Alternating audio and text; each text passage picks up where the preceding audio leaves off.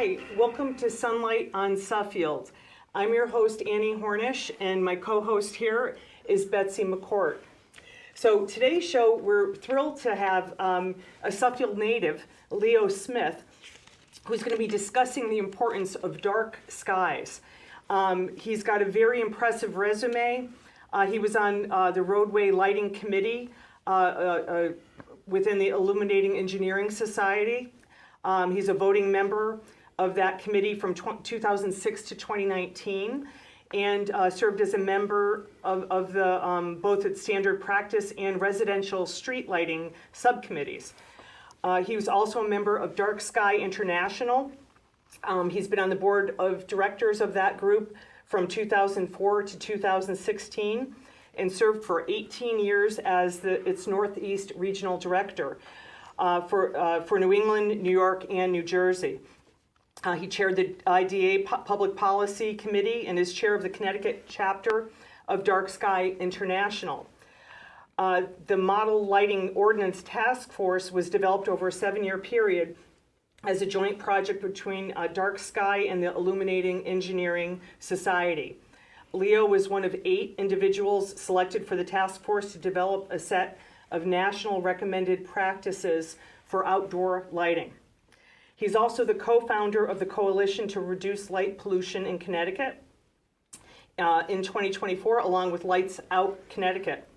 And that coalition's goal is to address light pollution as a contributing factor to climate change. He also, in 2024, co-developed a model for municipal regulation for outdoor lighting in Connecticut. And finally, if that weren't enough, he's been very active in legislation and in agency regulations here in Connecticut and in other states as well. So welcome. It's a very impressive resume, Leo. Welcome to our show. And I'll just start off by saying what drives you to advocate for dark skies? Thank you, Annie. The primary purpose was originally to eliminate glare, but the more that I got into it, the more I realized that there's tremendous array of issues that range from animal habitat to insect population and the diminishing population of things like bumblebees that all are directly related to light pollution.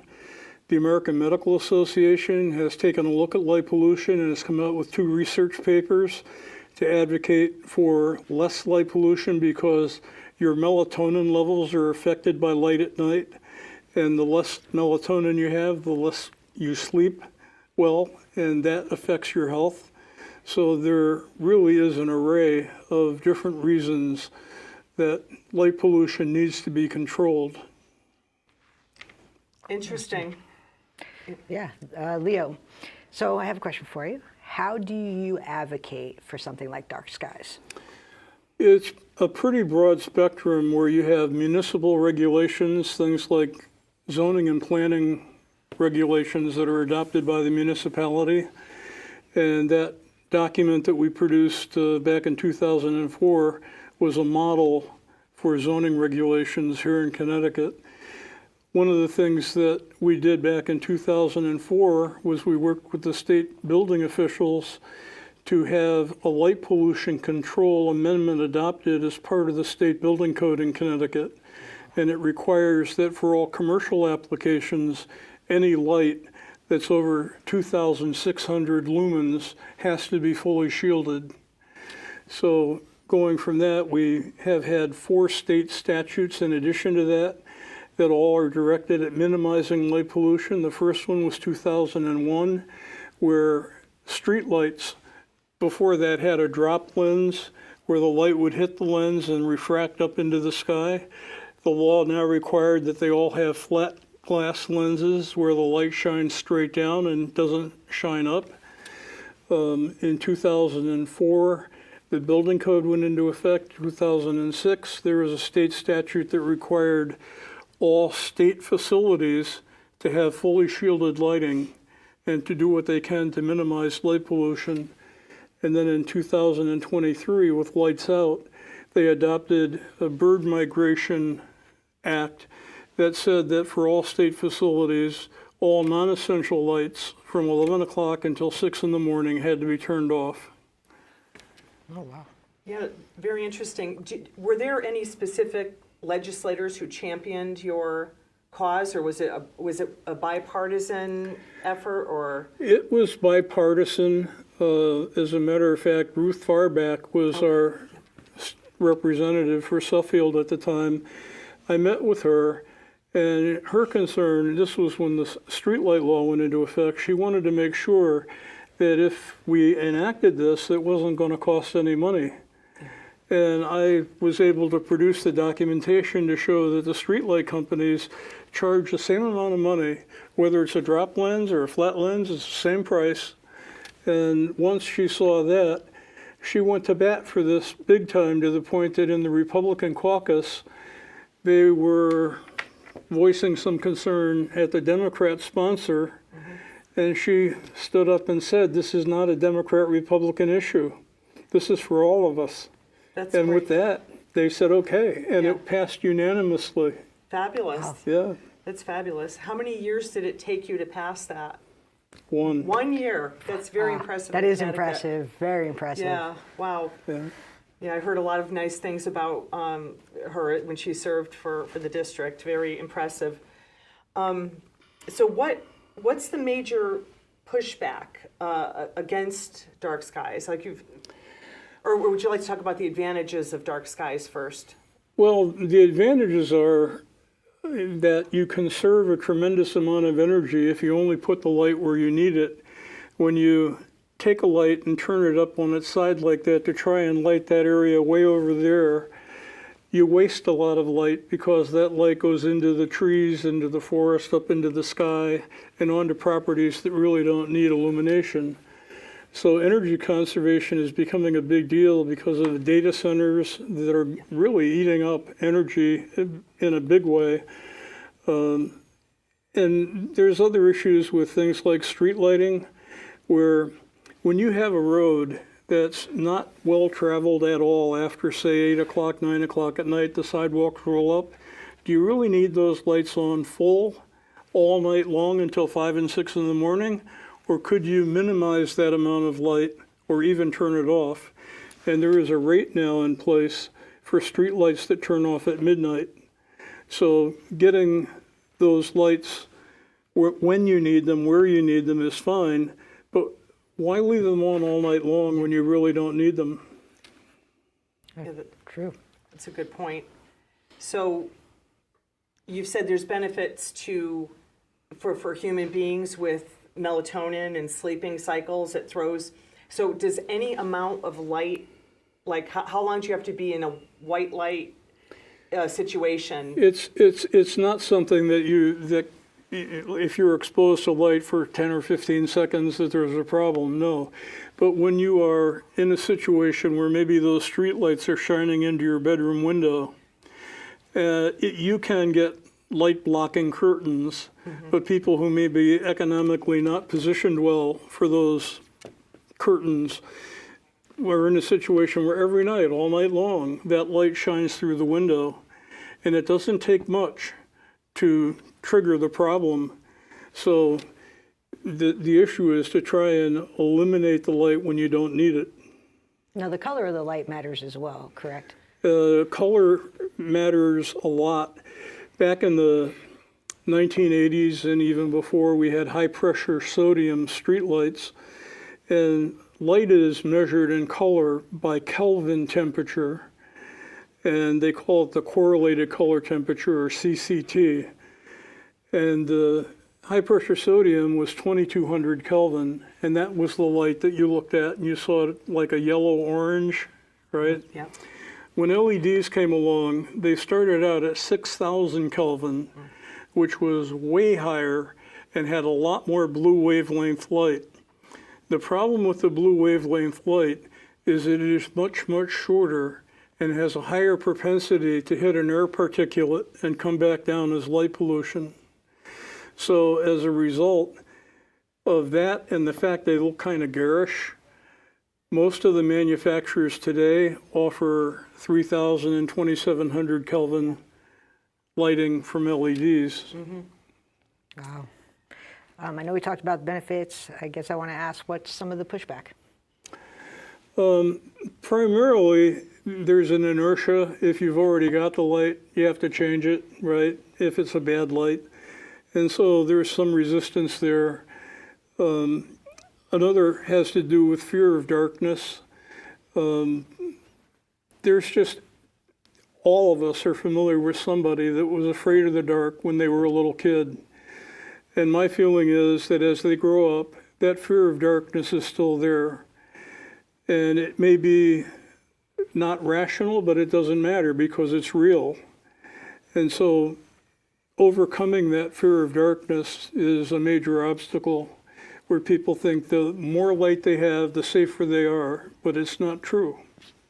Yeah, we were talking earlier ahead of the show that there's even been studies that show that higher lighting doesn't necessarily equate to less crime, even in well-lit areas in certain cities. Would you like to expound on that a little bit? Yeah, and this has to do with a study that was done in Chicago when they decided that they were going to double the amount of light in the Chicago alleys. And about halfway through, a university came in and did a study on crime rates. And what it showed was that in the areas that had doubled the light, the crime increased significantly. And so it's not necessarily the case at all that more light equals more safety.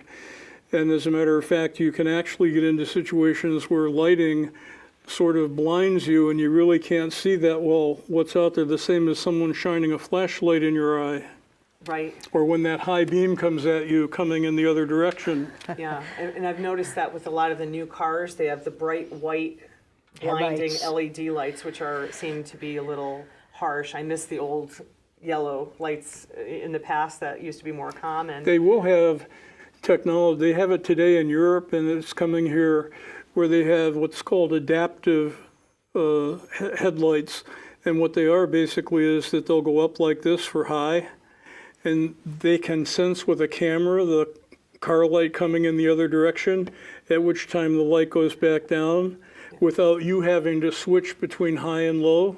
Right. It does it automatically. Oh, that's interesting. That is very interesting. So you have, I've heard you have a lawsuit regarding courthouse lighting that you were in the paper a month ago or so, I think.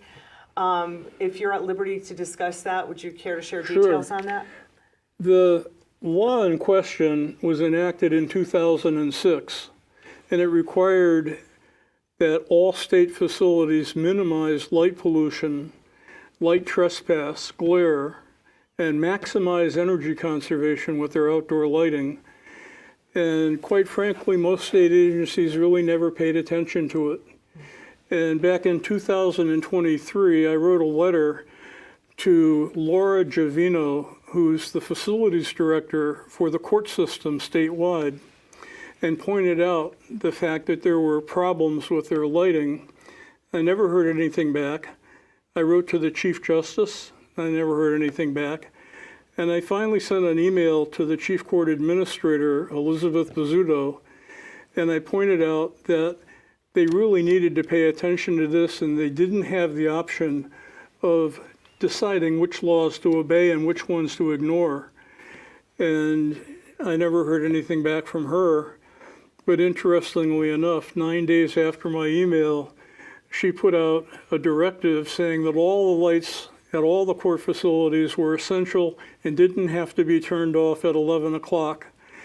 And following that, in May, we filed the lawsuit against the judicial branch, naming the Chief Justice and Judge Bizzuto as defendants. And when was that? That was in May 2nd. May 2nd of this year? Yes. Of this year, okay. So you're just beginning the court process with this. It'll be probably a few years before that is decided. Probably. Sooner. It will all come down to this. That story it was a front page story in the Current. The more publicity that there is about this lawsuit, the more embarrassing it is for the judicial branch, because they are in fact not obeying the law. Right.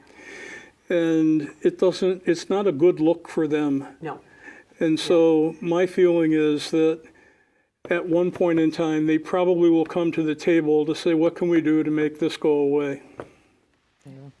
Well, thank you for doing that. Yes. Yeah. Well, my question is, what can somebody like me, a resident of Suffield, do to reduce my own personal light pollution? Well, one thing you can do is when you do outdoor lighting, when you go to buy a light bulb, all the packaging now has the Kelvin rating on it. 2700 K is what we would recommend, and it's brighter. It's equal to an incandescent light.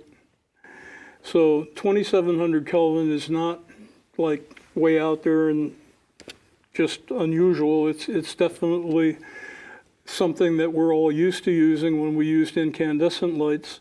But if you stick to 2700 K, you're basically minimizing the amount of light pollution that comes from color. Another thing you can do is you can use motion sensors. So the lights come on when you need them, but they don't go on all night long just because of no reason except that the switch is still on.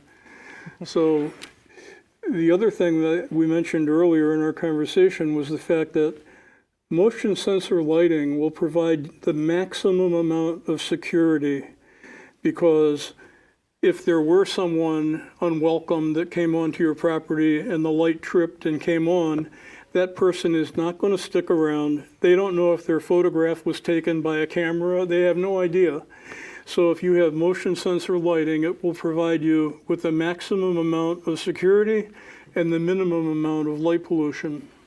Well, can I follow up with, could where the lights are located and what they are covering matter as well? So a light directly above, let's say, your doorway, if it's just there for your doorway rather than trying to light your entire driveway, could that help prevent light pollution? Yes. Having light go where it's needed is a critical component to, there are 5 principles for responsible outdoor lighting. Lighting where it's needed is one of them. And it's much better from a light pollution standpoint to put in, say, solar-powered pathway lighting along that sidewalk going out to the driveway, rather than to try and have a floodlight on the house that's going to light everything. But it's not just going to light the pathway, it's probably going to light part of the woods and the grass area and all these places where light's not needed. Thank you. And you mentioned earlier the impact on wildlife or insects, Yeah. bees. That's been documented? Documented to the point that there's a book out that came out almost 20 years ago by Travis Longcore, and it's called The Environmental Consequences of Artificial Light at Night. And it goes chapter by chapter by chapter, everything from insects to animal habitats, things like foraging times, where animals get confused and they might be coming out at the time when their predators are out. Salmon migration is affected by lighted bridges, where the salmon are 40% more likely to be attacked by a predator in a lighted situation than they are if everything was dark. Oh, that's interesting. I think a lot of people haven't really given that much thought, but that makes all the sense in the world, you know, for that. And one other thing, the reason I asked about that is you're going to be giving a talk in Suffield at the Kent Memorial Library on Wednesday, September 10th. And the title is Reducing Light Pollution in Suffield, Benefits for Birds, Bugs, Bats, and People. So we're going to be there. We look forward to seeing you speak on this subject. And speaking of the Kent Memorial Library, that has very interesting lighting. It does. Would you care to comment on the history of how that lighting came to be? Suffield has one of the most beautifully illuminated buildings in the whole state of Connecticut. Kent Memorial Library, the architect actually there was a lot of controversy at the time the building went up. It was 1972, and there had been old stores that were torn down, and the library went in. But the architect had a fairly modern building, and we're talking about the historic district in Suffield, and There's a lot of people that wanted something historical. What he did was he designed the outdoor lighting as an architectural feature to the building where it's all vertical illumination, and that vertical illumination is meant to resemble the vertical boards that you find in tobacco barns. So, That's interesting. yeah, it is. Yeah. And everything is all covered, so you only see the indirect lighting. Even in the courtyard that's in front of the building between Main Street and the library, you don't have any lights dedicated to that. Instead, you use all of the reflected light off of the building to provide the amount of illumination. You don't need very much light at all to be able to see properly. And when you consider what you can do in a field, when you have a full moon and a clear sky, you could walk a pathway and see that there's a boulder there that you need to walk around. You don't really need a lot of light. You only have 2/100ths of a foot candle level of illumination from that full moon. And yet in a parking lot, they want 10 times more light. Why? Part of the problem has to do with the standards committees, where maybe 65% of the people on the standards committee work for companies that sell lights. So they push for higher standards that will produce more light and more sales. That's it. And also another building in town, the high school, is properly lighted. It is. Yeah. When the building was opened, I think in 2002, prior to that, Elaine Sarsiski was first selectman, and Elaine was very interested in doing it right. And we worked with her, and all of the parking lot lighting throughout the system there was all fully shielded so that it pointed straight down and didn't point outward. And when you drive on Sheldon Street late at night and you see those lights, it actually looks pretty. Yeah, it does. Yeah, I've noticed that before. And we have a few minutes left here. You mentioned what struck me. You talked about people having like an innate fear of darkness. How would you advocate? Because I'm sure some people don't want to get rid of lighting. They're afraid of. They want to see what's out there, be it other humans or animals on their property. How would you encourage them to get over that fear of darkness and like say embrace motion detectors or other? All of that would be wonderful, Yeah. but it's such a deeply instilled fear. It's very difficult to overcome. The best thing that they can do is use the light when they need it and have the motion sensor there so that if someone does come onto the property, the light comes on. Yeah, and imagine the cost. People save a lot of money with motion sensors. They're not using nearly as much energy on that as well. That's right. Yeah, so that's another benefit. You can also, with beautiful skies that we have here in Suffield, you can very easily purchase not just a motion sensor, but you can get a solar-powered motion Yes. sensor as well, which costs you no money but the purchase itself, and our own sun can produce that and give you the light that you need. I actually do have one myself in my backyard. It's for my dog or any animals or any maybe perpetrators that are trying to come onto my property. It is a solar-powered motion sensor light. Yeah. So Yeah. there's And another cost-effective way to go. Yeah, yeah, and we have such beautiful sunsets in Suffield, remarkably beautiful, and right, they can be detracted from when if there's a bright light at a neighbor's house or something, you don't get the full effect. Or the lightning bugs in our, we have a farm, my husband and Yeah. I, and it's amazing when the lights are all off or it's darker, what's out there, and it's so beautiful. Suffield is beautiful. Yeah, It's one of the most beautiful towns in the whole state of Connecticut. Yeah. If we could bring the lighting into, let's say, full compliance, I think that it would enhance the beauty. yep, When you have lights that don't do that, Yep. it actually detracts from the beauty. I wound up growing up in New York City, which Yeah. we don't see stars in No, New York we City don't. growing up Right. there. So to live here in Suffield, I purchased my house 10 years ago, and one of the major reasons I purchased that house was the sunset. Yeah. And there is nothing but mountain view and 40 acres of farm across the street from my house, and it was one of the reasons that I purchased it. And let me tell you, it's beautiful. Every night we can look up at the stars and see it. I think it's a phenomenal way for my kids to grow up. And light pollution has been getting worse and worse and worse. Yeah. And the question is there a human right to see starlight? And if there is, what about our next generation and the generation that comes after them? What are we leaving behind if we just allow outdoor lighting to have no bounds? Yeah. Agreed. Leo, it was been amazing speaking to you. Yeah. Is there anything Suffield residents in terms of policy in Suffield that can be done to, like, how would you encourage elected officials in Suffield to embrace this?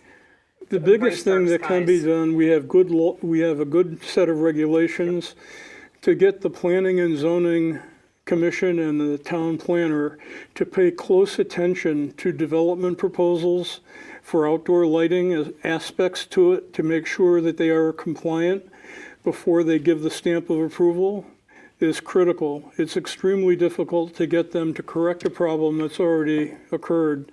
But if they pay close attention in the very beginning, those problems, those architects and those developers will do backflips to get approval. If you say to them, this light doesn't work, you have to use a better one, what kind do you want me to use? They'll do anything at all to get that approval. But once they have the approval, they're not so, Right, Yeah. flexible to yeah, change. yeah. Yeah. So the question becomes, how, if we ask you for your help, or anybody out there politically that is looking to get your advice, how would they reach you? Well, they can call my number, it's 860-668-4000. Yeah, and we're, Suffield's blessed to have you as a resident of our community. And we thank you for all the great work you've done and are doing in furtherance of making our skies dark and beautiful. And thank you. We're going to have to end the show now. Our time is running out, Okay. but thank you so much for being on the show. Yes, thank you. And educating our community. Thank you, Annie. Sure.